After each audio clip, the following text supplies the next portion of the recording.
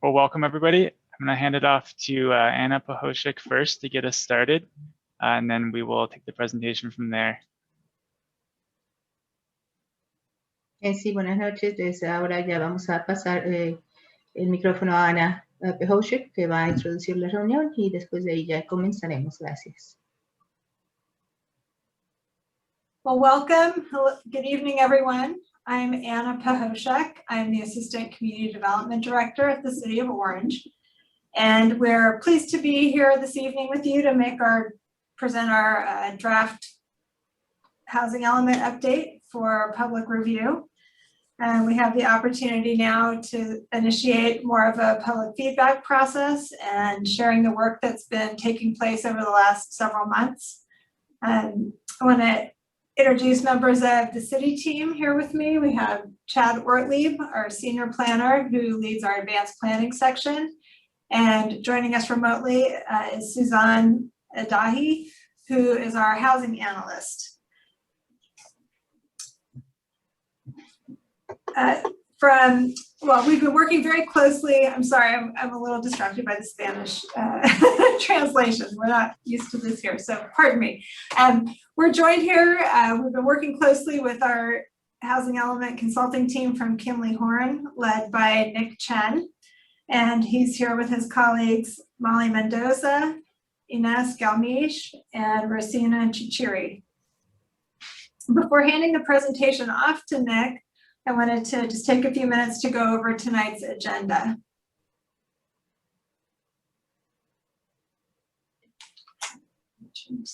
Can you? Yep. Okay. Yeah, sure. Can I just translate? Buenas noches. Nada más es un resumen de lo que acabamos de escuchar. De Ana Pahoshik, que introdujo al equipo del proyecto. Nos acompaña Nick Chen, que próximamente va a comenzar la reunión. Estamos con el equipo de Kimley Horn, está Molly Mendoza, nos acompañan varias personas por parte de la ciudad. Estamos haciendo una revisión pública. Vamos a recibir vamos a tratar todos los comentarios del proceso, y ahora le damos la palabra a Nick Chen, que va a iniciar la reunión. So again, before I hand the presentation off to Nick and his team, just wanted to take a few minutes to go over tonight's agenda. First, we'll be going over the housing element efforts to date and what we've been doing since we kicked the project off with our survey and initial outreach meeting. Next, we'll be providing an overview of the housing element update process, providing more information about the draft policies and opportunity sites that we've identified in the draft document, and then also discussing options for the public review and giving feedback on the public review draft of the housing element. Sí, antes de pasarle la palabra a Nick, nada más voy a revisar la agenda de esta noche. Vamos a hablar sobre los esfuerzos del elemento de vivienda hasta la fecha, el proceso de actualización del elemento de vivienda. También vamos a hablar del borrador de la revisión pública, los sitios y las políticas del programa. También vamos a hacer una revisión de los comentarios que se han recibido por parte de la comunidad y hablaremos de los pasos a seguir. So it's at this point where we are going to open the Spanish breakout room. And so if you would like, we're actually doing this presentation completely separately, either in English or in Spanish. So what we're going to do is open a separate breakout room where Rosina will be giving the same presentation in Spanish. Both rooms will be recorded and the recordings will be available on the city's website. So don't worry about missing anything. It really is just where you feel you would like to participate in the conversation and hear the presentation. So I'll let Rosina translate that, and then I'll give instructions on how to access the breakout room. Ahora vamos a abrir la sala en español. La presentación se va a dar, es exactamente la misma. La presentación se dará en inglés y en español. Ambas presentaciones se están grabando, así que si no tienen oportunidad de escuchar una y quieren escuchar las dos, en los dos idiomas, van a estar disponibles en el sitio web de la ciudad, así que podrán tener la oportunidad de escucharlas más tarde. Ahora se va a abrir la sala en español. I'm sorry, Nick, I'm going to add here the people that don't want the Spanish can remain here.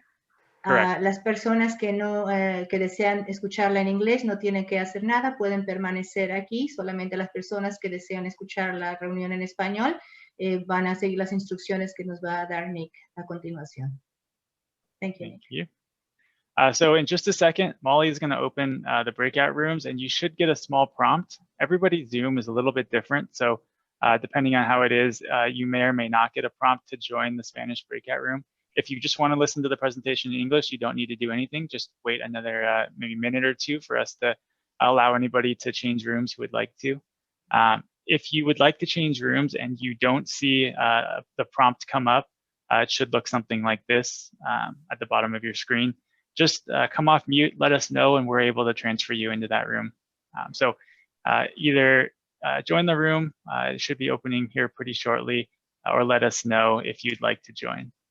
Ok, si quieren escuchar la reunión en español, aparece en su pantalla un rectángulo donde, donde nos van a dar la oportunidad, una vez que Molly abra la sala, donde pueden hacer clic en la palabra join, que los va a llevar a la sala en español, pero cada programa lo representa de diferente manera, dependiendo qué es lo que están utilizando.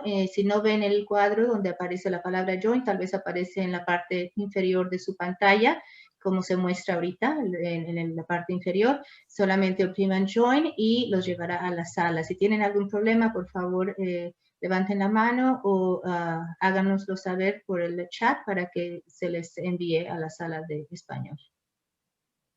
Okay, and the room should be open now, Rosina, so if you just want to remind everyone that they should have a notification if they'd like to join. La sala ya se abrió, así que deben estar recibiendo la notificación para entrar a la sala. Si quieren entrar, hagan clic en la palabra join y los llevará a la sala en español. Thanks, Rosina. And one last reminder, if you don't have the notification, to raise your hand or just come off mute, let us know. We can send you into the breakout room also. Rosina, can you translate that too, please? Si tienen problemas para entrar, por favor háganoslo saber, como mencioné anteriormente. Si no están viendo en la pantalla la palabra join, que los lleva a la sala de juntas, pónganlo en el chat, háganoslo saber para que sean enviados directamente. Gracias. Okay. Rosina, I think you are good to join the Spanish breakout room. And I'm not seeing the prompt yet. Oh, you know what? I just sent you, Rosina. Yep, I can see it now. Okay, está ya abierta la sala. Me voy a ir a la sala y ahí espero a cualquier persona que nos quiera unirse a nosotros.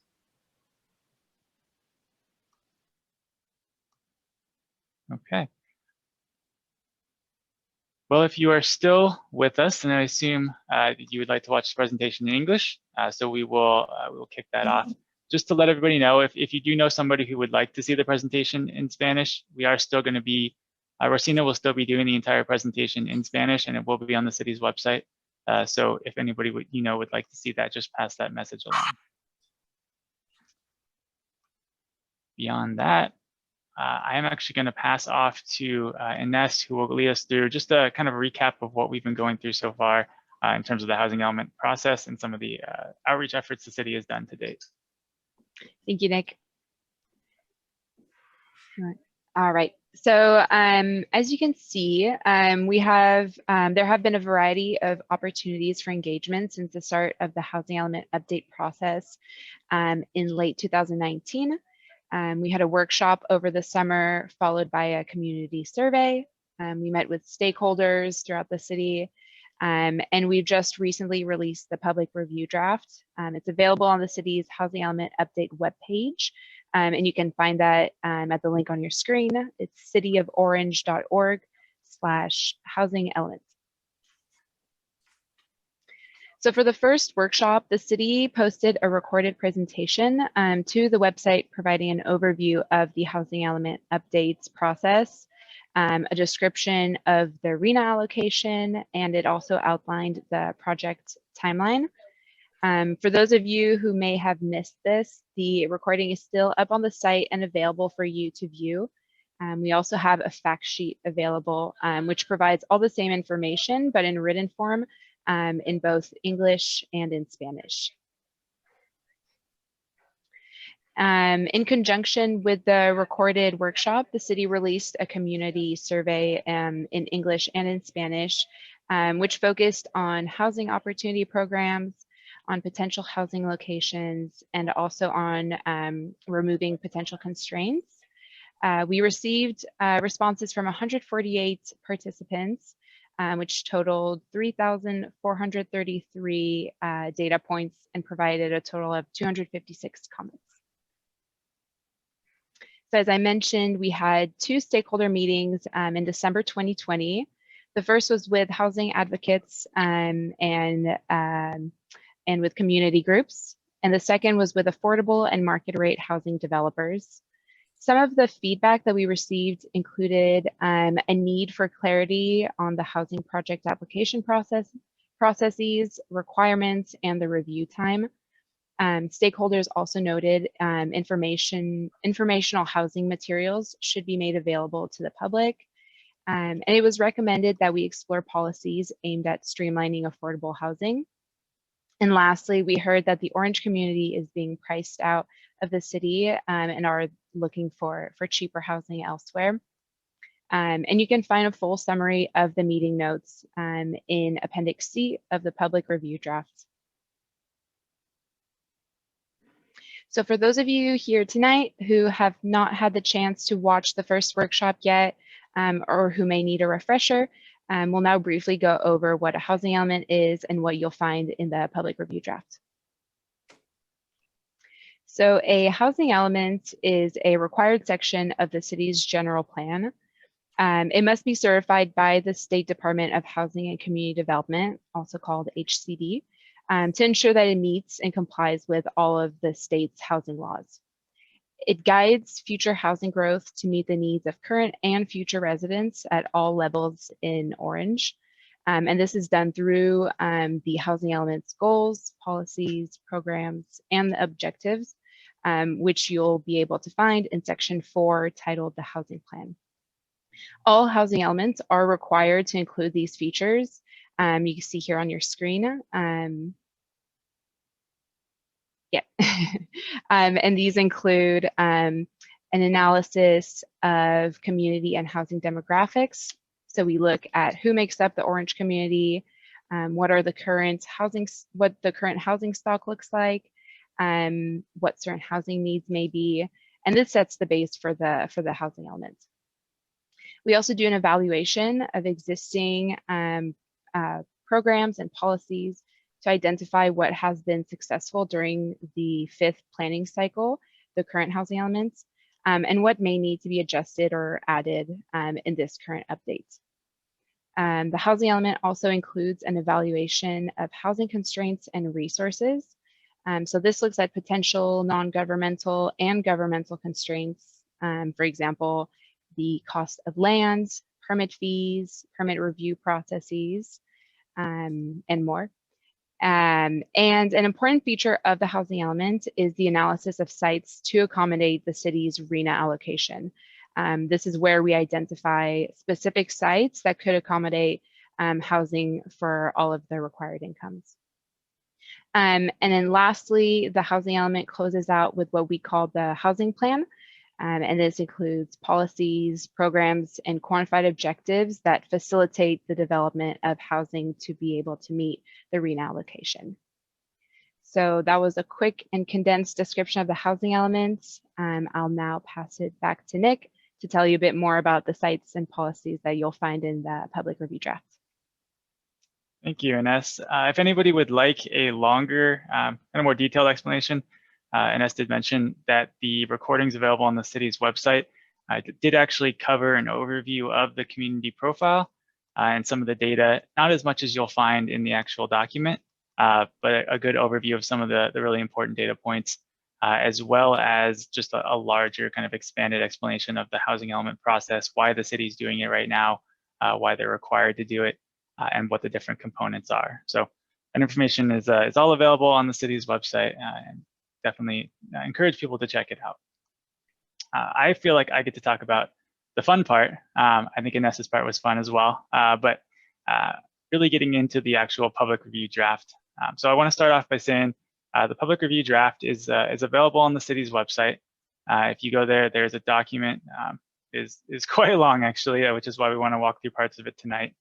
But it is there in its entirety. Again, it is a draft, so this is one of the most crucial parts because it's where we ask you as members of the public and folks who aren't able to join us tonight to take a look at the document, to review it, and to give us your feedback on either data points that you see, sites that have been identified, or housing programs and policies that could be included as well.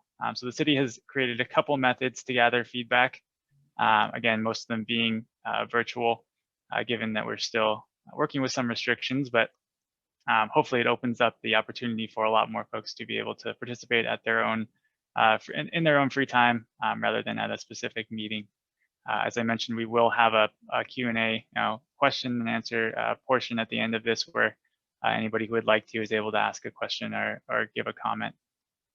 So with that, I will go into a little bit on the site strategy. So the city is required essentially as part of the housing element to identify sites that they can reasonably assume may be able to accommodate their regional housing needs assessment allocation, as Ines mentioned. This is a long way of just saying essentially the number of units that the state has, the state and the Southern California Association of Governments, which is the Council of Governments where Orange is located, that has determined a certain number of units for the city to be able to accommodate over the next 8 years. These units are broken down by income category, which are low, very low, moderate, and above moderate in terms of the breakdown. And all that information, again, is available. I feel like I'm repeating myself a little bit, but available within the public review draft. And so what the city is required to do essentially is identify sites within the city that either have existing zoning currently, which allows them to be developed at certain densities, which are likely associated with certain housing products. That could be single family, it could be townhouses, it could be all the way up to apartments or condominiums. And so as the city is identifying sites, they need to look at the existing uses, they need to look at the potential that those sites could redevelop within the next 8 years and do an analysis that is included in the housing element. The city is not required to build these sites. The city is not required to even, there's no requirement that these sites that get identified are the ones that are going to be, constructed over the next 8 years. It's the city's way of showing the state that the city can accommodate these units. And it's the best estimate based on our analysis and based on the city's knowledge of these different sites that they may be able to redevelop. So any site that redevelops or any housing units that get built over the next 8 years count towards meeting the city's RHNA. It does not have to be just on the sites that we talk about here or that are shown in the city's housing or public review draft housing element. So always like to make that clarification up front that the city is not a developer. They are not in charge of developing certain sites. And actually the strategy we've come up with, at least in draft form, is a pretty unique one.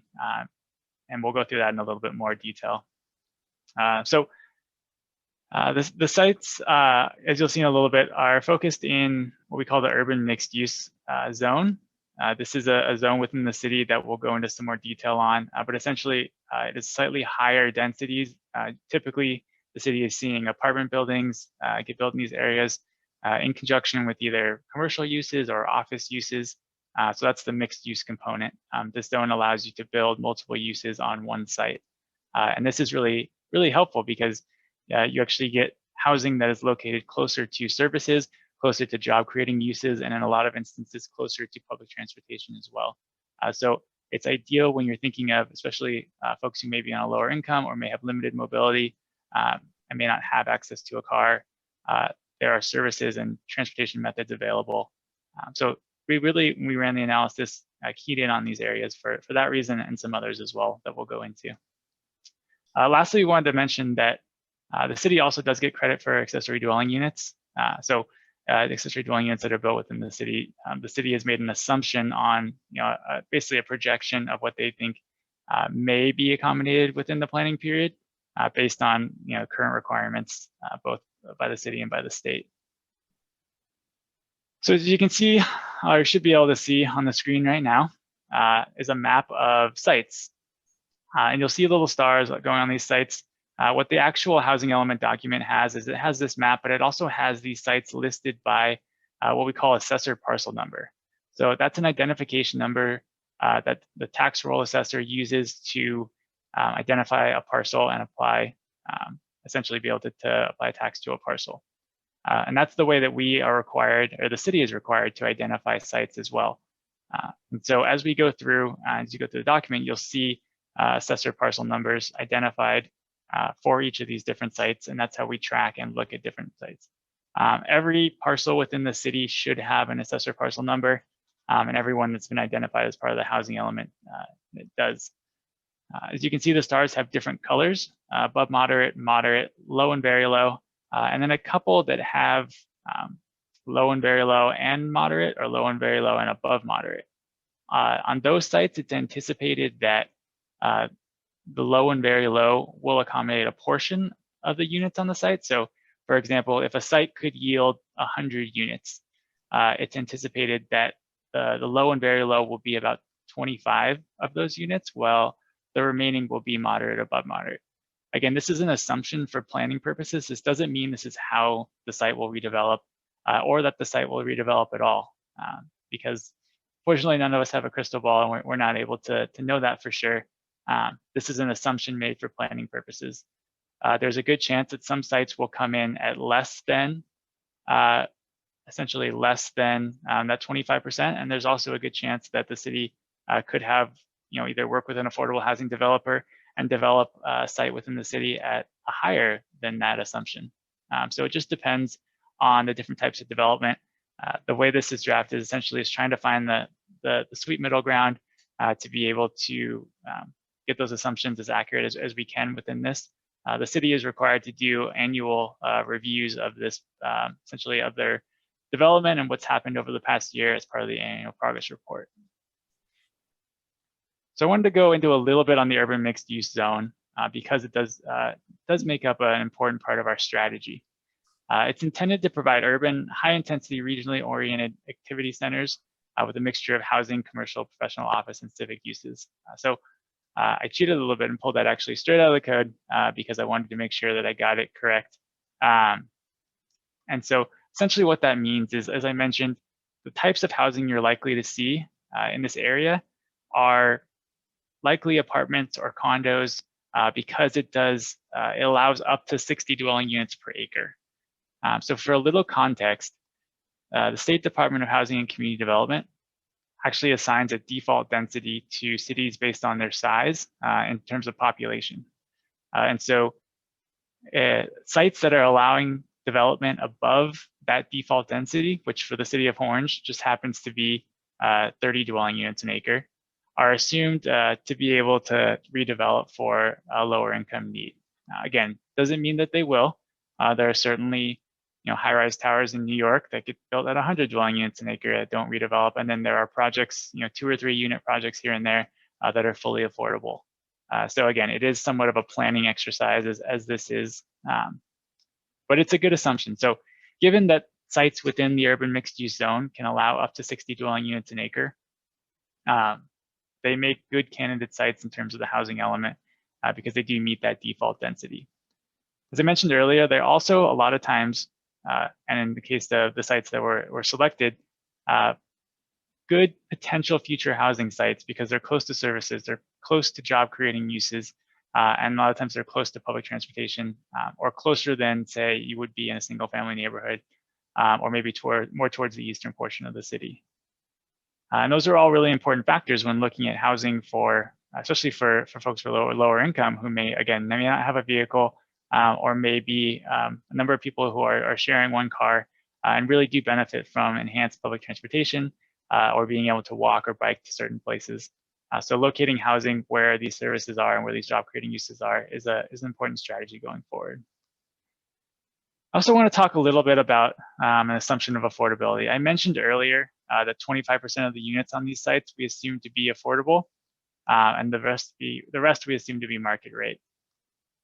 This is kind of, again, it's a planning purpose, but it's also a little conservative in that some projects may come in higher, some projects may come in lower, but the city is putting its best foot forward in terms of an analysis on how that may work.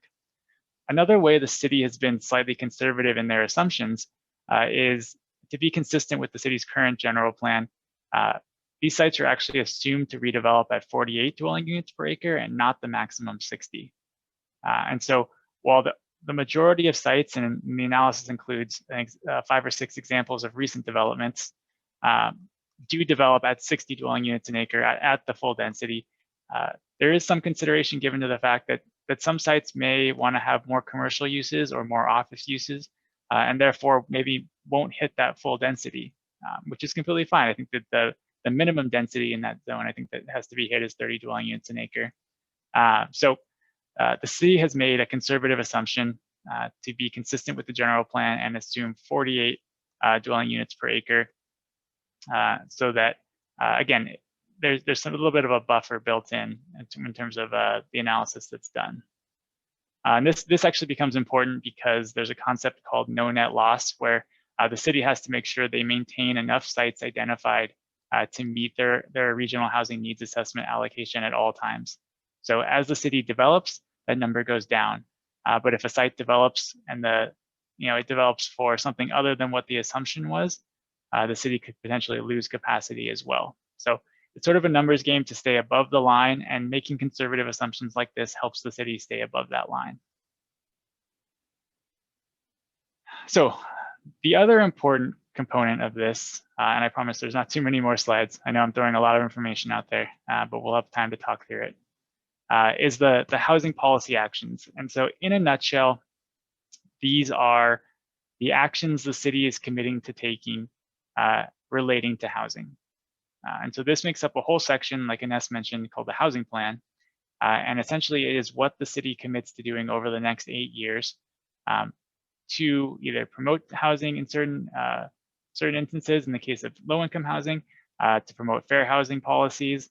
There are a number of different policies that are worked in there, and we'll actually walk through a sample housing policy just so you can see the structure of it and how they're put together.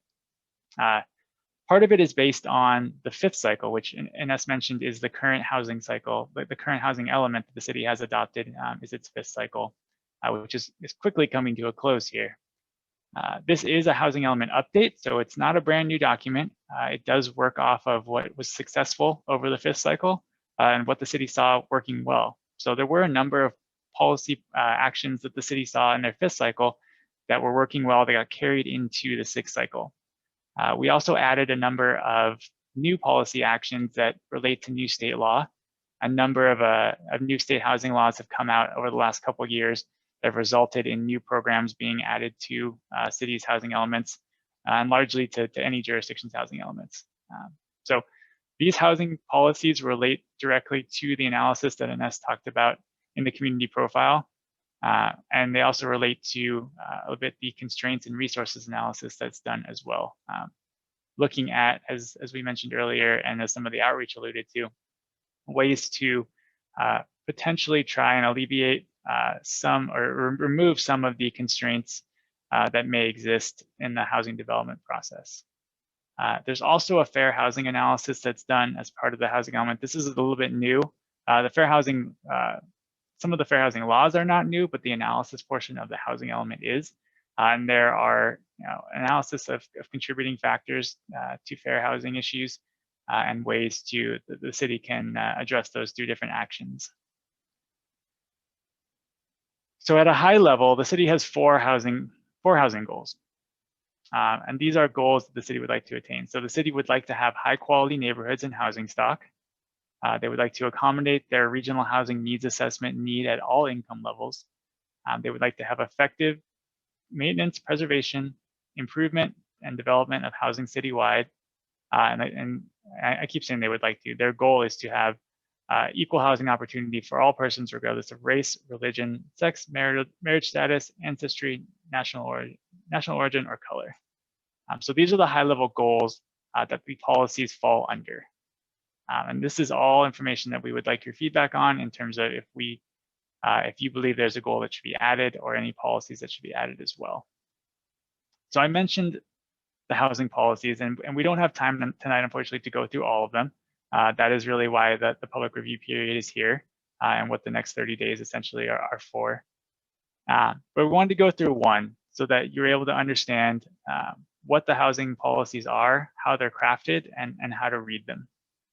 So if you see, this is housing policy action 2A, and it actually is a fairly standard one, an annual review of the housing element. So as I mentioned, the city is required to review the housing element programs annually and provide to the state essentially what's called an annual progress report, or an APR. This is required to be provided to the state every year, and it walks through all of the programs, and the city has to report to the state how well they're doing on each of the programs. And the state makes a determination of whether they need to make any modifications, whether they're falling behind on some, and essentially what needs to happen. So each policy action has a title and a number, and then it has an explanation. And I won't read through this, but essentially it goes through what I just talked about of the city being required to report their housing status, both development status and the status towards achieving their program goals to the state. So it basically goes through what the city is required to do. It also has to list a time frame. So something like this is required to be done annually. And so this is included, the time frame is annually. In some others, you may see it be more earlier on in the process. You may see within 24 months of adoption of the housing element, or within 36 months of adoption of the housing element. Or you may see it listed as ongoing, which essentially just means it's not something that needs to be checked annually, but it's something the city will commit to doing throughout the 8 years of this planning cycle. You also see responsible agency. A lot of times that's the City of Orange's Community Development Department. This is a planning document, and they are in charge of are responsible for a lot of the policy programs and housing policies, and making sure those actions get completed. And as such, a lot of the funding sources are sometimes the general fund. You will see other instances where the funding source could be an outside source, such as community development block grants, often called CDBG, or home grants as well. These are additional funding sources the city potentially has access to, depending on availability, to be able to fund some of these programs. Oftentimes, those funding sources can only go to certain programs, can only go to support certain types of actions. So that's why they've been allocated to the programs that you'll see in the document. So at a basic level, every housing policy is required to have those components: an explanation of what the action is and what the city will do, a time frame of when it will happen, responsible agency, so who will be responsible of doing it, and where the funding for that action is going to come from. So now we want to go into getting some community feedback, which is basically feedback from all of you. And so we'll go over a couple different methods that we have for providing feedback. It's certainly not it doesn't all need to be provided tonight. The public review draft actually went live on the city's website last Friday, and will be available until June 21st. So the document is available, and comments will be taken through June 21st. At that point, the city does need to pull the document down, take all the comments that we've gotten, and incorporate, basically analyze and incorporate what we see fit in terms of the analysis into the document that will go to HCD. At that point, it is still a draft document, and the document that goes to HCD will be made available on the city's website as well. And you're still welcome to comment at that point. It's just that those comments will get incorporated when the city makes revisions based on the state Housing Community Development Department's comments as well. So while technically the community review period does end, until the document is adopted, you as a community member still have the opportunity to provide feedback. So the first way that the city has established to be able to provide feedback is a community survey. And this is just largely probably the easiest way to be able to provide feedback. It's a very simple 5 or 6 question survey that essentially says, if you would like to submit a comment on section 1, the introduction, please submit that comment here. And it has a box to be able to type in. Same for sections 2, 3, 4, and the appendices as well. And there's sort of a free response. If you'd just like to provide any other comments, just let us know.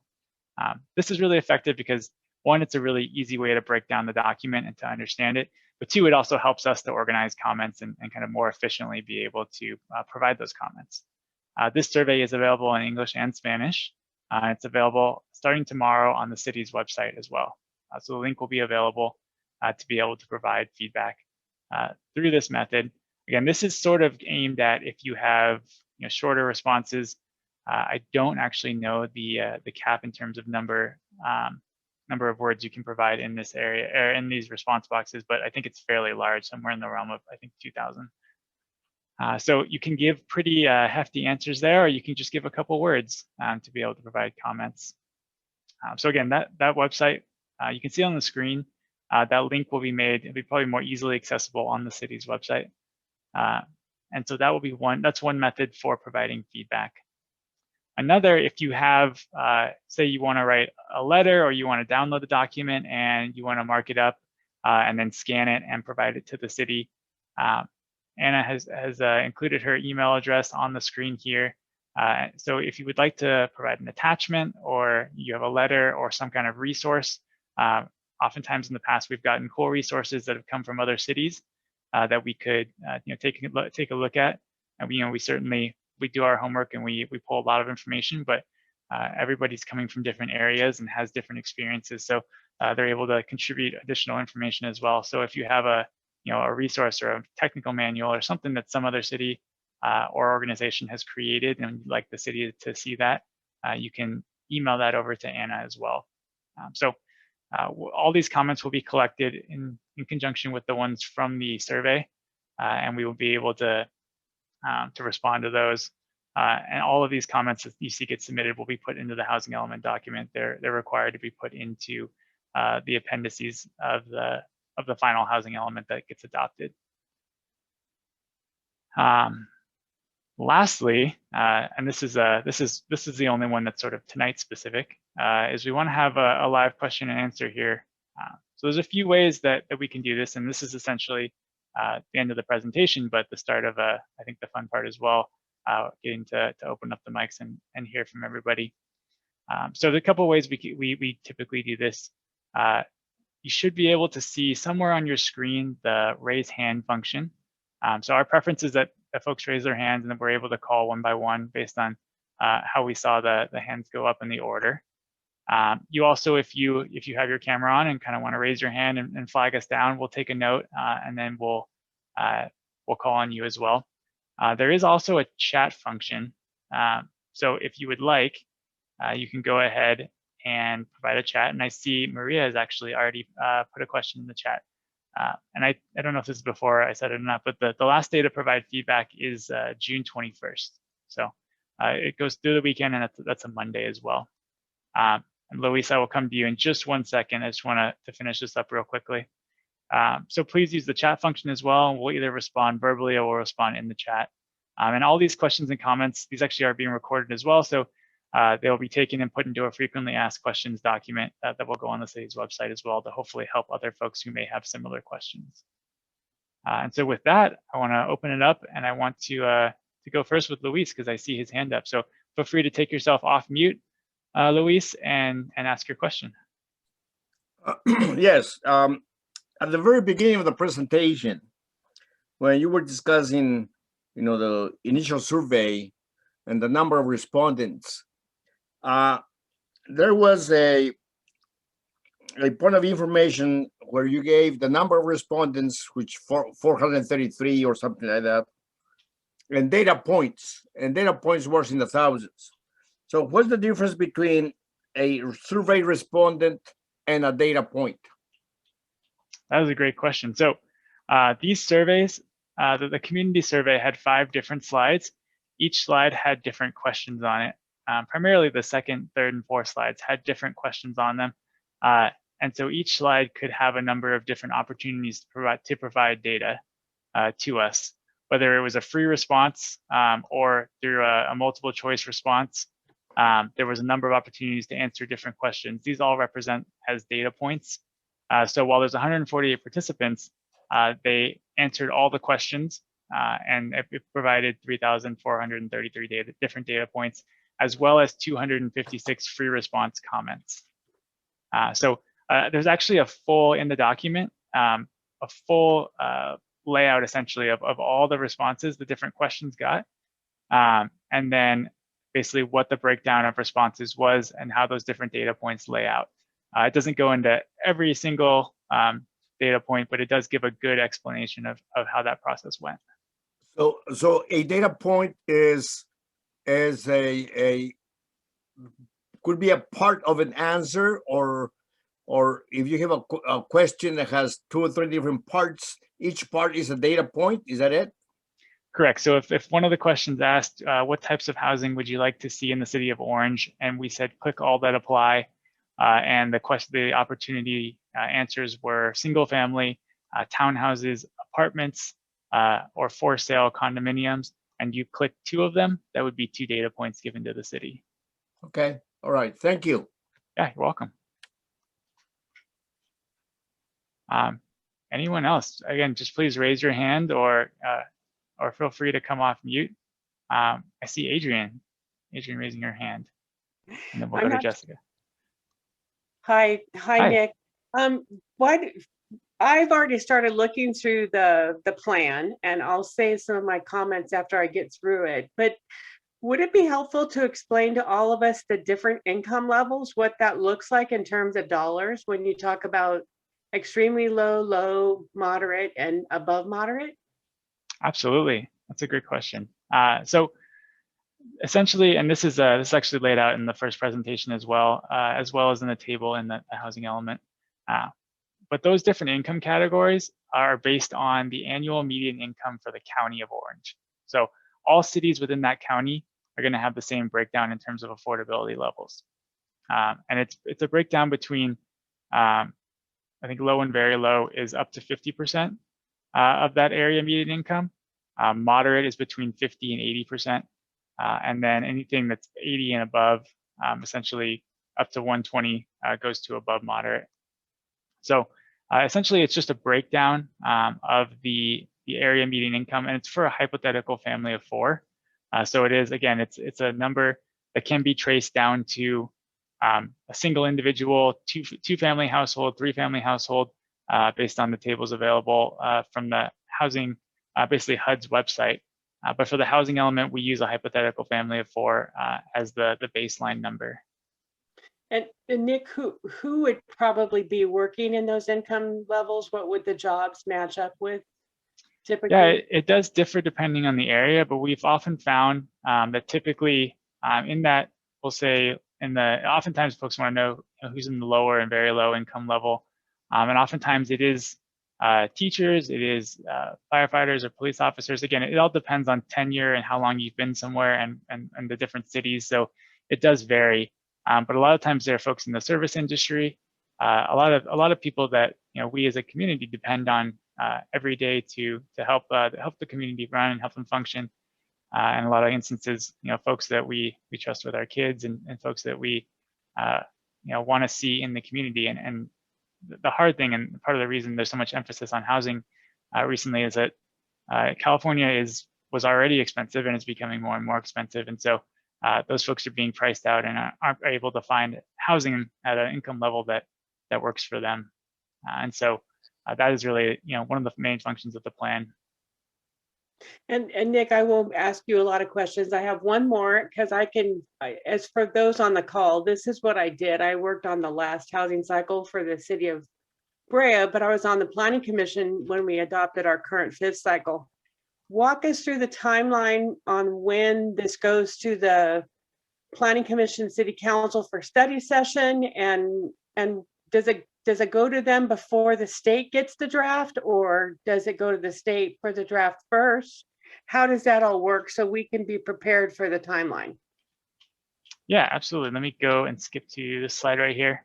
So we are currently planning for, and this is, we haven't nailed down exact dates, but Planning Commission City Council briefings later this summer. And so what that could be the form of, that could be a formal presentation, it could be a staff briefing to council or Planning Commission to keep them updated. We haven't nailed down exactly what that's going to look like. And then we do plan for the draft document to go to the State Department of Housing and Community Development in late summer 2021. The city is required to adopt the housing element by October 15th, 2021.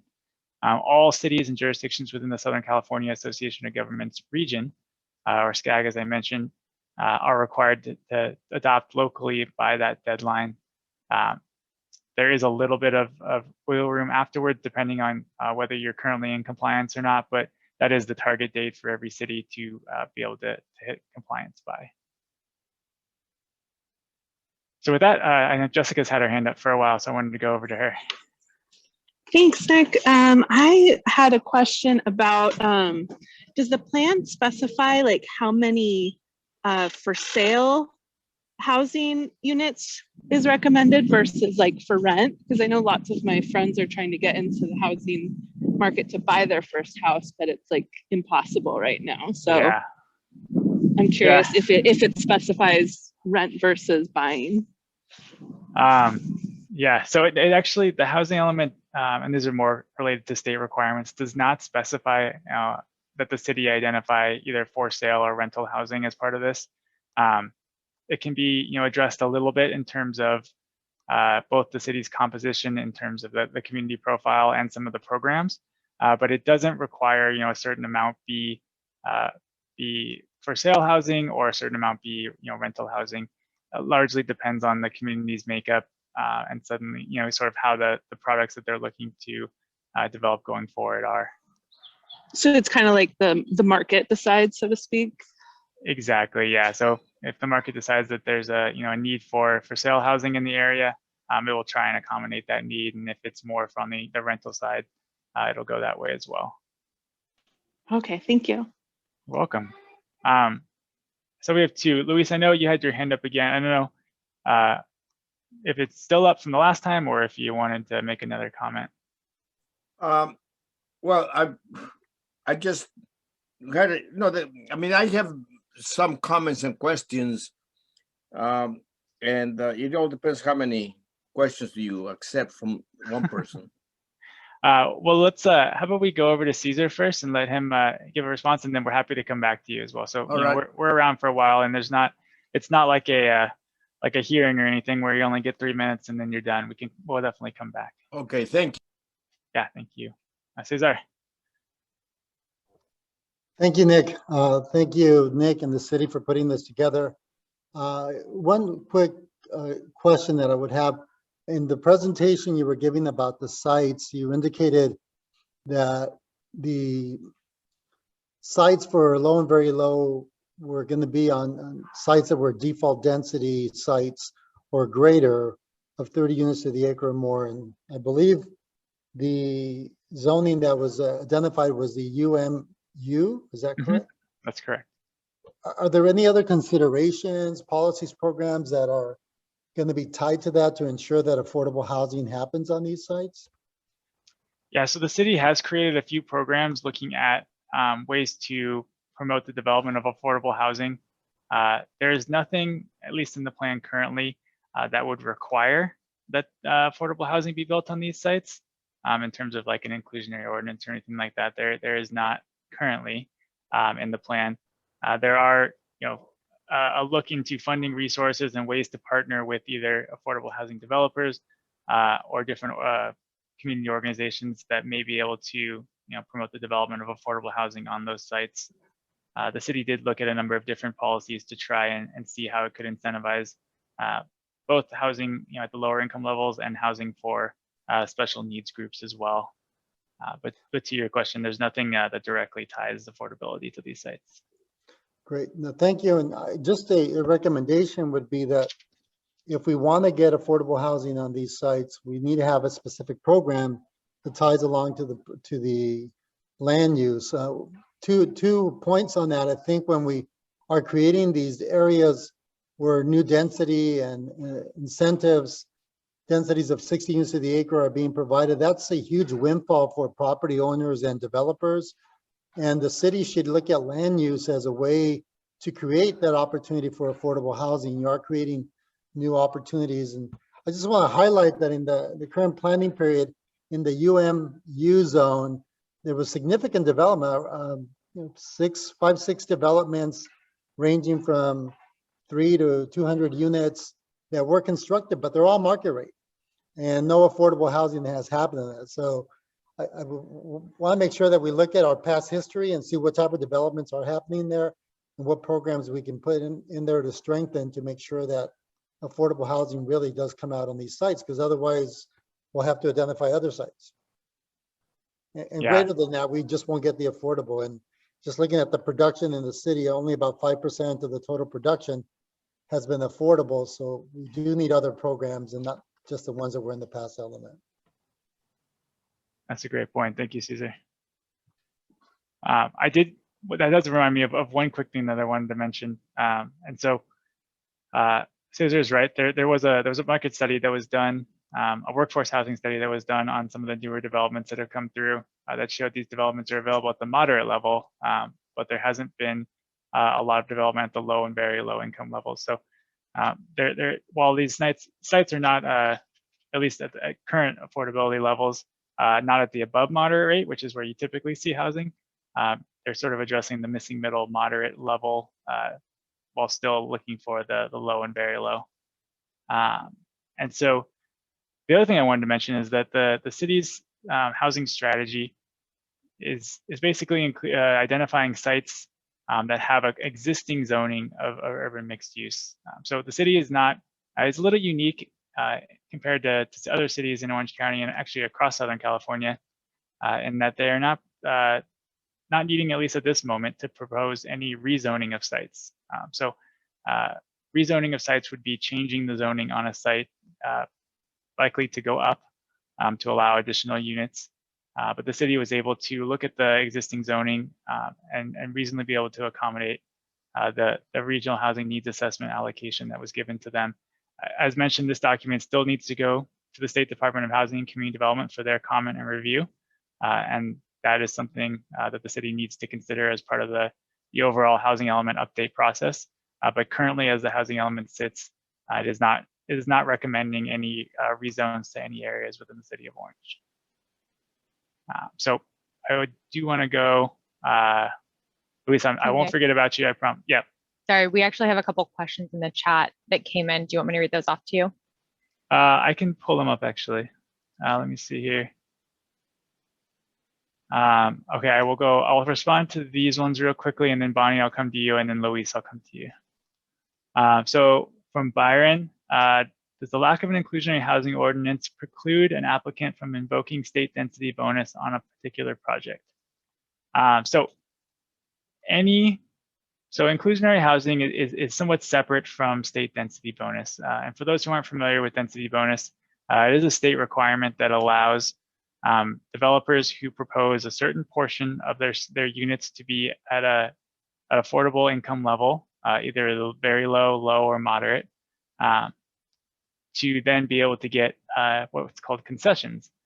So they either can get increased density, which they get by default, a reduced parking standard, they can get some relief on certain development standards, but it's all tied to kind of a flow chart that allows, the more affordable housing up to a certain point that you provide, the more concessions you can get.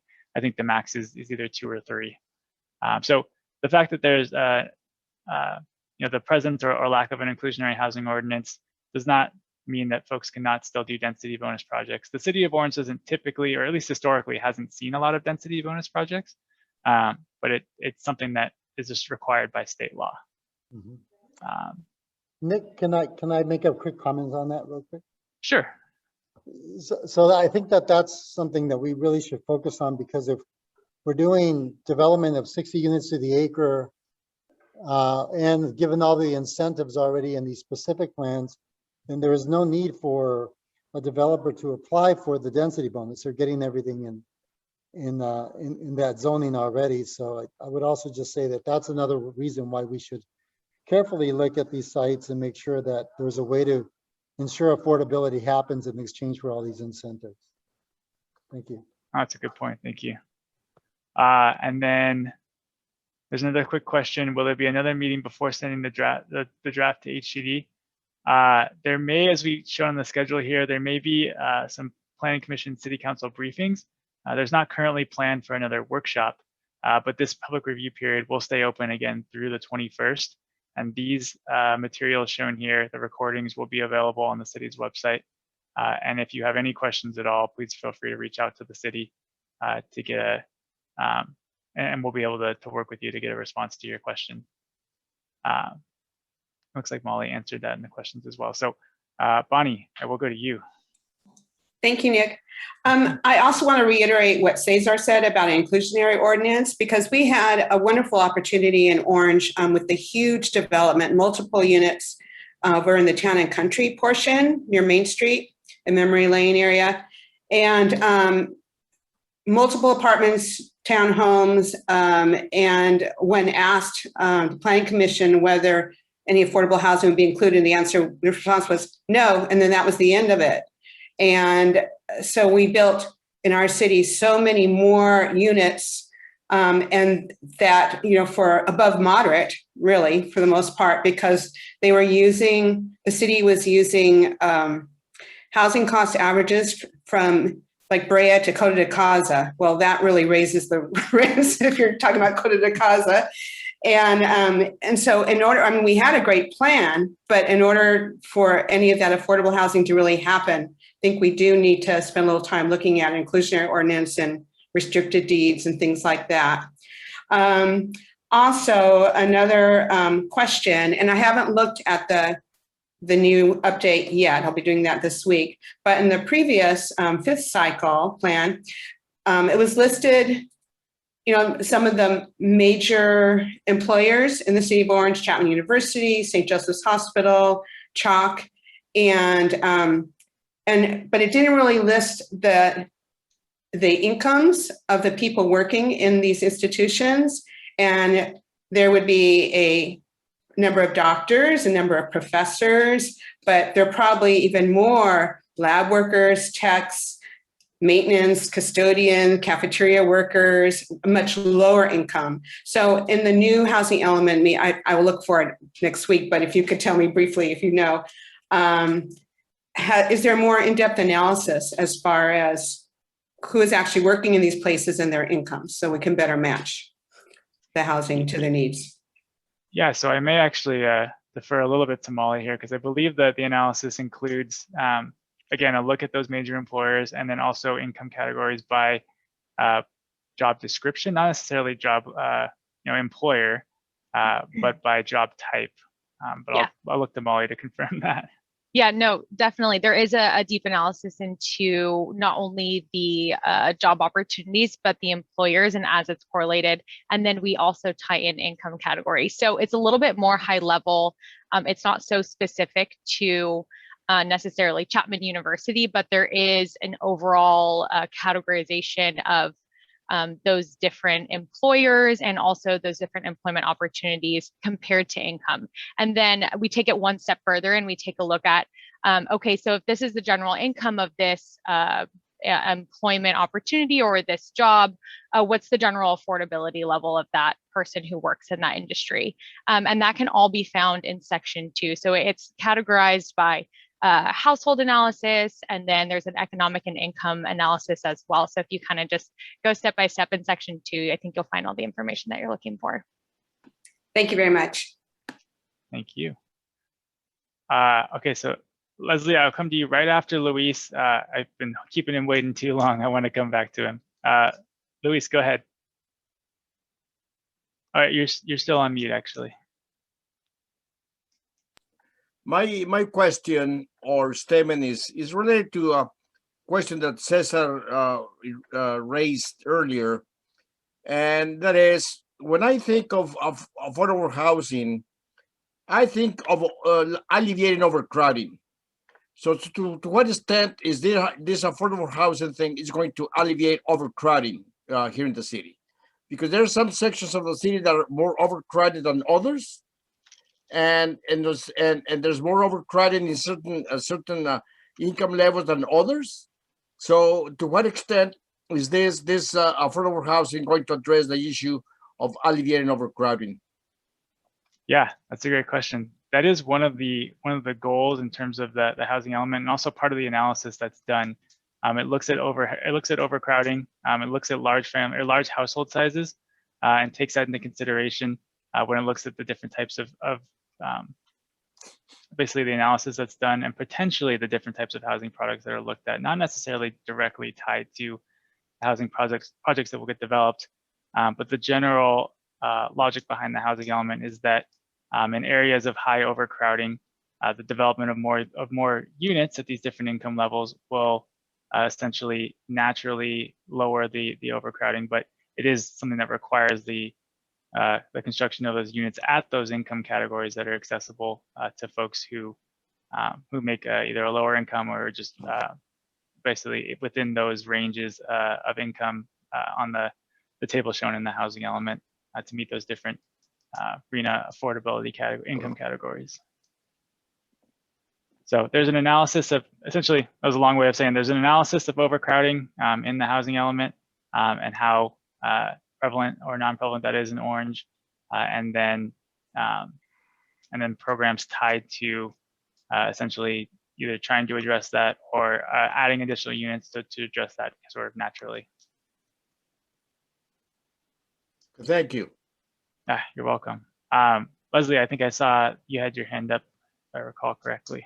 Yes, I did. Can you hear me okay? I can, yeah.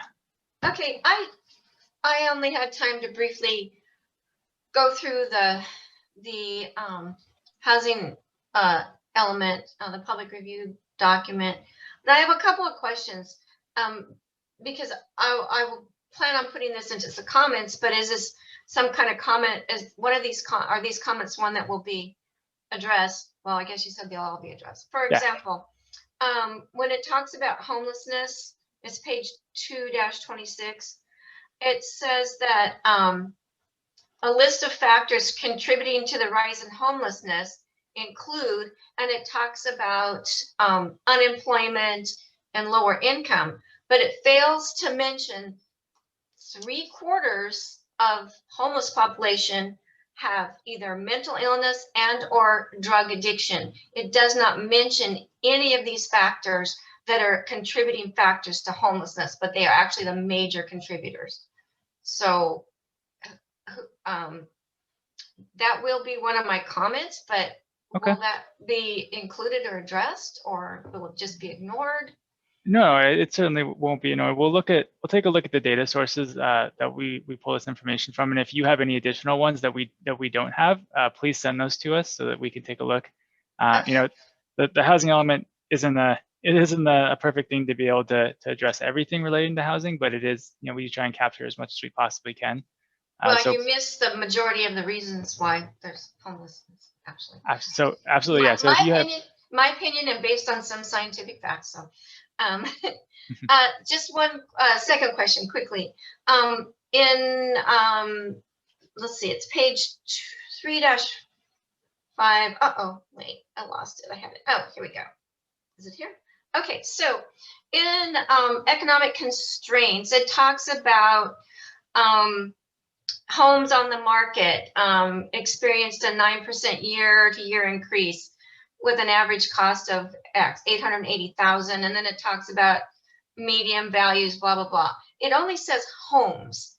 I don't know if those are single-family homes, if they're condos. I have no idea from reading this, what do they mean by homes? Yeah, that's a great point. It is all housing units within the city, but that's a great point that we should clarify within the document that is it is basically housing units and not just the single family homes, as that may kind of point to that wording. Yeah. Okay. So I didn't get much farther than that. So. No, thank you for taking a look at and getting as far as you did. You know, the point of this workshop is to get kind of an explanation and a discussion going, but we hold it at the very beginning of the public review period for a reason, so that folks still have almost a full 30 days to be able to go through the document. So thank you. Yeah, thanks to Adrian, I knew all about this and I could get online. Otherwise, I would have skipped it totally and been out of the loop. So well, and that leads to a great point as well. And I'm going to head over to Jose and Cesar in a second. But for the folks who aren't on this call, who are interested in this type of thing and want to provide comments, please spread the word to your friends. Let them know where the resources are available. Let them know where they can come watch this presentation and get caught up, so they're on a level playing field with everybody else, and how they can provide comments to the city and ask their questions as well. really appreciate anybody who's on the call is able to do that. Jose, I'm going to go to you, and then Cesar, I'll come back to you. Hello. Thank you very much, you guys, for putting this presentation and for taking your time to talk to the residents of City of Orange. Just to reiterate, so you guys noted that your second goal of the proposed housing element is to accommodate the City of Orange's arena about all incomes. But according to your 2020 APR, the annual progress report, you guys were supposed to be allocated, I think 83 to very low and also 59 Ds to very low housing, but you guys only accepted a total of, well, within the 2014 to 2021 housing element 8-year period, you guys only allocated about 11% of your very low, and then you guys did pass for your low. So I just wanted to know, how would you guys accommodate for the very low? Yeah, that is oftentimes one of the most difficult income categories to be able to develop at. There is a little bit of, like we talked about earlier, density bonus that does get to that level, and some incentives that are provided there. But the city does need to look at programs that, Cesar mentioned, could look at promoting, affordability at those income levels, and we've tried to, as best we can, include those in the draft housing element. But it is a draft, and so we're welcome to look at different opportunities to get to those different income levels as well. It is a requirement, essentially, as we mentioned earlier. Well, actually, I didn't mention this earlier. The city, in the 5th cycle, just like they have in the cycle that we're talking about, the 6th cycle coming up, has housing goals. They have arena allocation for the 5th cycle for a number of units to be provided. Typically, those were, in most instances, lower than what the 6th cycle is. The 6th cycle has jumped those numbers up, in a lot of cases, significantly. But again, those are goals in the sense that the city is required to accommodate that housing, but it is, as somebody mentioned earlier, up to the market to determine the development of that. As Cesar mentioned, there are actions the city can take or potentially take to look at ways to potentially promote development of housing at those different income levels, and that's what we want to get your feedback on as well. All right, thank you very much. Thank you. Cesar, I see your hand up. I don't know if that's this carryover, and you might be on mute. I think he may be on mute, and may have left it up. But Cesar, if you want to provide another comment, just feel free to let us know. I don't see, Molly, do you see anything, or Ines, do you see anything else in the chat? I don't see anything. No, I don't see anything additional in the chat. Okay. I did want to just give everybody a chance. This has been a lot of really good questions. We're going to take these and put them into essentially a frequently asked question document that will be available on the city's website, so that folks will be able to not only watch this recording, but also just have a quicker resource to be able to click on and see kind of maybe a more thought out answer to some of your questions than I was able to give tonight. So as you send in resources, we'll be able to update that document as well. So goal is to be able to incorporate as much feedback as possible, and certainly to review all the feedback that we get for potential incorporation in the document. As mentioned, with any update document, we're likely not able to incorporate all the feedback we get, but certainly, it is our responsibility to review it all and make sure that we consider it. So we certainly can commit to doing that. So with that, I want to just ask if there's any other questions that anybody has. Feel free to come off mute. I want to open it up to Anna and Chad as well if they have anything they want to say. But first, I think I'll see if anybody else has any questions you'd like to ask about the document. Yes, Adrian. Nick, because I know you're doing this with other jurisdictions in the SCAG region. Is there some really creative stuff out there in the toolbox that we could learn from? Maybe with ADUs, or what are you seeing other jurisdictions doing for creative policies? Particularly to Bonnie's question and Cesar, all the questions on that low element, that low income level. Yeah, so I think the primary, and part of this is just the structure of a housing element. The main responsibility is the identification of areas that could accommodate the housing, and then to get maybe more to your point, there are some cities, and every jurisdiction is different, that are looking at adding an inclusionary housing ordinance, or looking at ways to, structure development standards that could, as Cesar pointed out, maybe not incentivize as much development in terms of being able to, get people to use density bonus. But again, there are trade-offs with that as well. Density bonus is not a perfect tool by any means. And so while it does incentivize housing in some ways, it does have certain drawbacks as well. So yeah, a lot of cities are having to get very creative, but most of it is kind of circled around the identification of sites, and making sure that the analysis is done within the document to show that those are sites that potentially could redevelop. And the city has included that in the draft document.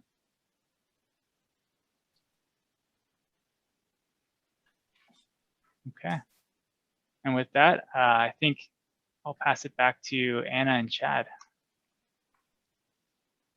Thanks, Nick. And I want to, again, just extend our appreciation here on the city side of things for everyone's time tonight participating in this workshop, and also your interest in this project.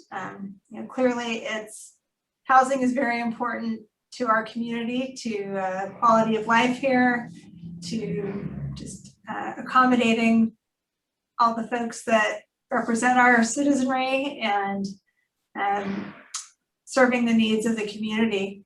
So we encourage you, again, take time to look at the document. In addition to having it available on the city's website, there are copies available at the City Hall Community Development Department counter, and also the city clerk's office.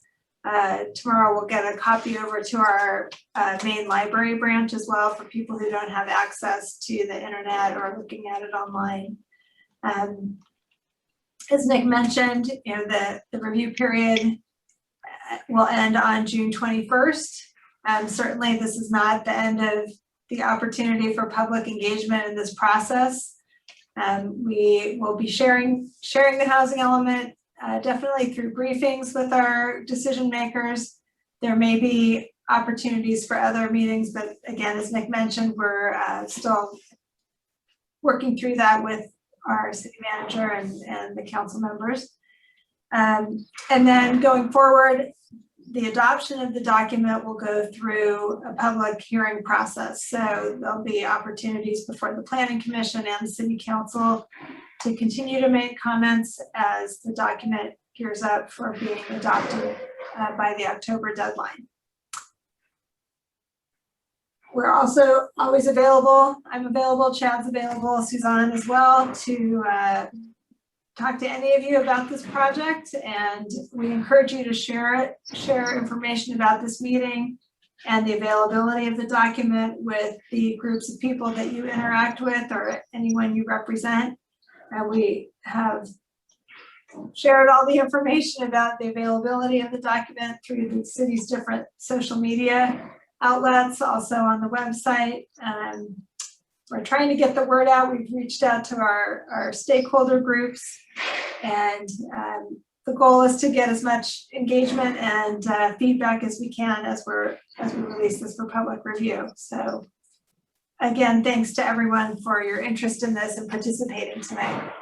Yeah, and I think actually real quickly, Jose has his hand up again. So I wanted to make sure he's able to make a comment. Yes, so in the housing element draft, it is section 346. Sorry about that, not 340, it's 345. You guys have right under the housing sources, section E.1. You guys say the city of Orange has identified sites currently zoned for residential and mixed use, which can accommodate its 6th RHNA cycle. Would you guys be able to clarify which type of which income category you guys are going to be accommodating to?